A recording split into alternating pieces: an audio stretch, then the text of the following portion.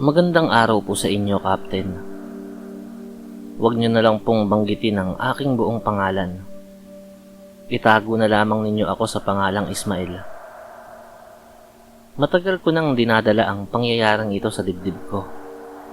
At ngayong tumatanda na ako, pakiramdam ko'y oras na para isalaysay ang isang karanasang pilit kong kinalimutan. Isang gabing hanggang ngayon ay dumadalaw pa rin sa aking panaginip.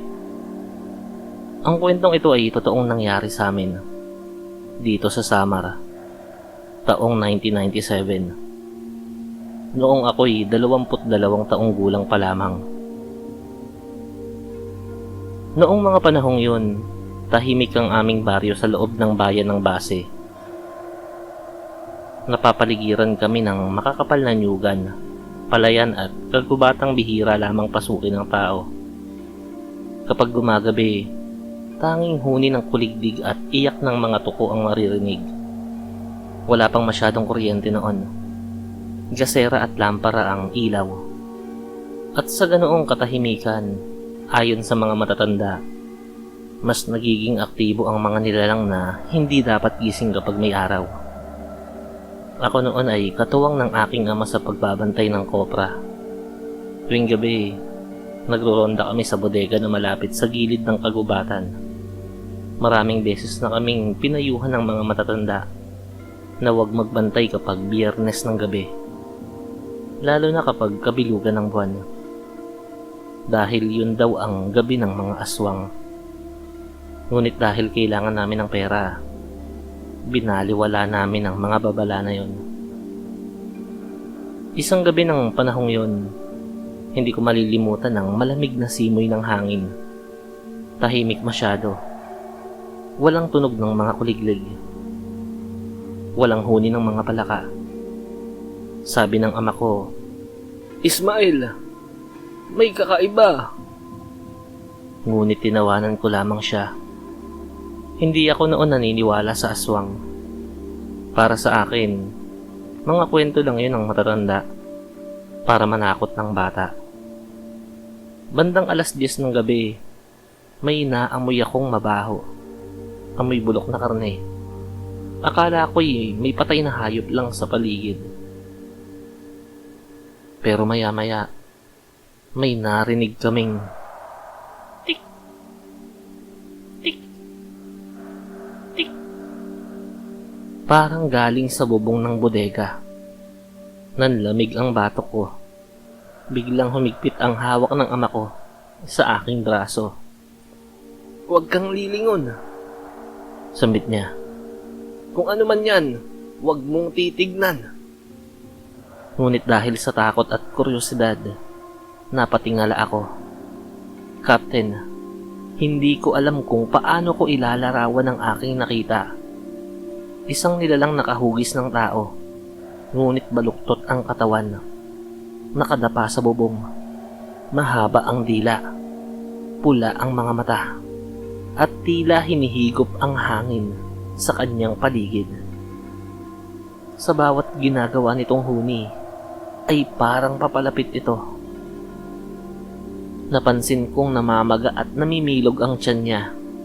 Parang may lamang bata o sanggol yun. Noon ko naalala ang balitang may buntis na babae sa baryo namin na biglang nagkasakit at nakunan. Ilang araw na ang nakalipas. Nanginig ako sa takot. Biglang bumaba ang nilalang mula sa bubong. Walang ingay. Naramdaman kong parang may mabigat na presensya sa likod ko. Doon na ako napasigaw. Hinila ako ng ama ko, papasok sa bodega, at mabilis niyang isinara ang pinto. Nagdasal siya ng malakas, paulit-ulit na binabanggit ang pangalan ng Diyos. Sa labas, may narinig kaming tawa. Hindi tao, hindi rin hayop. Parang pinagsamang iyak ng sanggol at halakhak ng matanda. Kumalabog ang pinto. Paulit-ulit. Akala ko'y doon na matatapos ang aming buhay. Biglang may kumatok. 3 beses. Mahinahon. Isang boses ng babae ang nagsalita. "Manoy, Buksan mo. Ako ito, si Aling Rosa. Si Aling Rosa ay kilala sa baryo bilang hilot at magaling na manggagamot. Ngunit ang nakapagtataka ay matagal na siyang namatay. Ayon sa aming kaalaman, nanlaki ang mata ng ama ko. "Huwag kang sasagot," sabi nito. Nagbago ang boses. Naging paos. Naging galit. "Buksan nyo! Gutom na ako!" Biglang natahimik ang paligid. Ilang minuto lang ang lumipas, pero parang oras yun. Akala namin ay umalis na ang nilalang. Ngunit nang sumilip ang ama ko sa maliit na siwang ng pinto, nakita niya ang isang paa. Nakatayo, baliktad. Doon na siya napaupo sa sahig at nawala ng lakas. Kinabukasan, bago pa man sumikat ang araw, nagdesisyon kaming sumangguni sa isang manghuhula sa kabilang baryo, si Mang Delfin, isang matandang lalaki. Kilala sa kanyang kakayahan sa panghuhula at pagtukoy ng mga nilalang. Nang marinig ang aming kwento, tumango lamang siya at naglabas ng maliit na banga ng asin, bawang at pinatoy yung dahon ng bayabas. "Kung gagamitin nyo to sa gabi, makakatulong ito upang hindi makapasok ang aswang sa inyong tahanan. Ngunit higit sa lahat, kailangan niyong bantayan ang inyong sarili. Ang nilalang na nakita ninyo ay isang tiktik na aswang, isang matapang at malupit na nilalang na hindi basta-basta napapatay.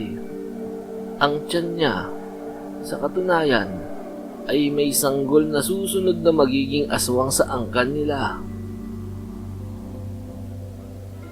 Bawat salita ni Mang Delfin ay dumaragan sa aking dibdib. Nang bumalik kami sa bahay, inilagay namin ang bawang sa bawat sulok ng bodega at pintuan. Nagbantay kami ng magdamag, ngunit ang katahimikan ay hindi kami pinakawalan. Bandang hating gabi, narinig naming muli ang tik, tik, tik. Ngunit ngayon ay may kasamang paghingal at mabagal na hakbang. Lumapit ang matinding lamig na halos parang nagyayelo sa aming balat. Nagsimula ang laban sa pagitan ng aming takot at ng lakas ng nilalang. Lumabas ako, dala ang patpat na puno ng nyog, at tinapik ko ang sahig ng bodega. "Lumabas ka!" sigaw ko. Maya-maya, nakilala ko ang anyo ng nilalang sa dilim. Hindi yun normal na tao. Ang balat niya ay parang pinakulo ang karne, at ang bawat galaw ay may kasamang tila butas sa hangin, parang naglalabas ng usok mula sa katawan. Nagpatuloy ang laban ng halos 2 oras. Ang aswang ay mabilis, ngunit may ilan din siyang kahinaan. Kapag nadidikit ang bawang sa balat niya, tila napipigilan siya at umuurong. Ginamit namin ito para ilapit siya sa labas ng bodega. Sa tulong ng ama ko, napilit naming ibagsak siya sa isang hukay na nilagyan namin ng asin sa paligid. Sigaw ng nilalang na yun ang bumalot sa gabi. Isang sigaw ng galit at pighati na umabot sa kagubatan. Pero Captain, bago siya tuluyang nawala, may nakita kaming kakaibang nangyari sa kanyang muka. Huminto siya sandali, nakatingin sa amin, at para bang kumapit ang galit at takot sa kanyang mga mata. Pagkatapos, lumundag siya palayo at nawala sa dilim. Kinabukasan, may natagpuan kaming bakas sa paligid. Mga yapak na tila gawa ng kakaibang hugis ng paa at kamay, at bakas ng dugo sa mga nyugan. Ilang araw ang lumipas bago tuluyang humupa ang kaguluhan. Ngunit may naging balita.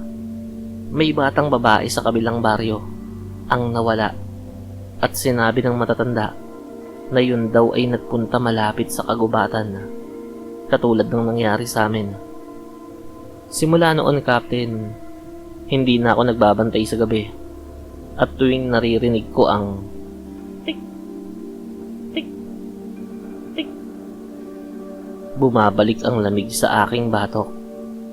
Nalaman din namin sa mga matatanda na may mga nilalang na nabubuhay sa pamamagitan ng pagkain sa enerhiya ng tao, at ang ilan sa angkan nila ay mas malakas kaysa sa nalalaman natin. Isinulat ko po ito hindi para manakot, kundi para magbabala. Baka sakaling may makarinig sa inyong mga tagapakinig at mailigtas ang sarili bago pa maging huli ang lahat. Captain, mayroon pa po palang nangyari. Ilang buwan lamang matapos ang nangyari sa amin. May nakitang batang babae na kamukha ni Aling Rosa sa baryo. Ngunit hindi siya bata. Isang babae na may kakaibang kapangyarihan at pinaniniwala ang nagmula sa pamilyang aswang. Simula noon, sinigurado na namin na bawat gabi ay may nakahanda kaming bawang, asin at panalangin bago kami matulog. At hindi na rin kami lumalabas kapag Biyernes ng gabi. Maraming salamat po, Captain Kokak, sa pagbibigay boses sa mga kwentong matagal ko nang pilit nilimot. Naway magsilbing babala ito sa mga makaririnig, sapagkat may mga nilalang na mas malakas kaysa sa ating iniisip, at may mga gabi na mas mabuting manatiling ligtas sa loob ng ating mga bahay. Lubos na gumagalang, Ismael.